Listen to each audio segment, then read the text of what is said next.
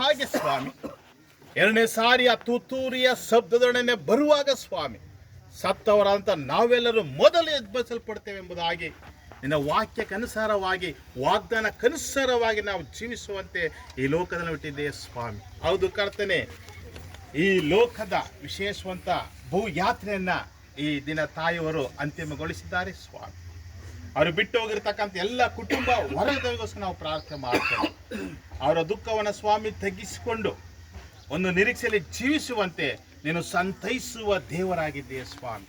ಪರಿಶುದ್ಧಾತ್ಮ ದೇವರೇ, ನೀನು ಹೇಳಿದ್ದೇನೆ ಸ್ವಾಮಿ, ವಿಶೇಷ ರೀತಿಯಲ್ಲಿ ನಾನೇ ಮಾರ್ಗವು ಸತ್ಯವು ಜೀವ ಎಂಬುದಾಗಿ. ಅಂದಿನ ಕಾಲದಲ್ಲಿ ಸ್ವಾಮಿ ಸತ್ತು ಹೋಗಿದ್ದಂಥ ಲಾಜರನ ಸ್ವಾಮಿ 4 ದಿನಗಳಲ್ಲಿ ಸ್ವಾಮಿ ಈಗೋ ಲಾಜರನೇ ಎದ್ದು ಬಾ ಎಂಬುದಾಗಿ ನಿನ್ನ ಮಾತಿನ ಮುಖಾಂತರ ಇದ್ದ ಸ್ವಾಮಿ. ಏಸು ಎರಡನೇ ಸಾರಿ ಬರುವಾಗ ಈ ಪ್ರಿಯ ತಾಯಿಯನ್ನು ಏಸು ಬಂದು ಪರಿಮಳ ದಯಮಾಡಿ ಹೆದರು ಎಂಬುದಾಗಿ ವಾಗ್ದಾನ ಮಾಡಿ ಸ್ವಾಮಿ ಹೆದರುವಂಥ ಅವಕಾಶ ನೋಡ್ತಾ ಸ್ತೋತ್ರ. ಮುಂದಿನ ಸಮಯ ಹಸ್ತಕ್ಕೆ ಒಪ್ಪಿಸಿಕೊಡ್ತೇನೆ. ವಾಕ್ಯ ತರ್ತಕ್ಕಂಥ ದಾಸನಿಗೋಸ್ಕರ ಸ್ತೋತ್ರ ಮಾಡಿ ಸಂತೈಸುವ ದೇವರ ಇಟ್ಕೊಂಡು ನಮ್ಮ ನೀನೇ ಭೂಯಾತ್ರೆಯಲ್ಲಿ ಸಂಪೂರ್ಣವಾಗಿ ಕಾದು ಕಾಪಾಡೆಂಬುದಾಗಿ ಯೇಸುವಿನ ಹೆಸರಿನಲ್ಲಿ ಪ್ರಾರ್ಥಿಸಿ ಬೇಡಿಕೊಳ್ಳುತ್ತೇವೆ ಜೀವವುಳ್ಳ ತಂದೆಯೇ, ಆಮೆನ್.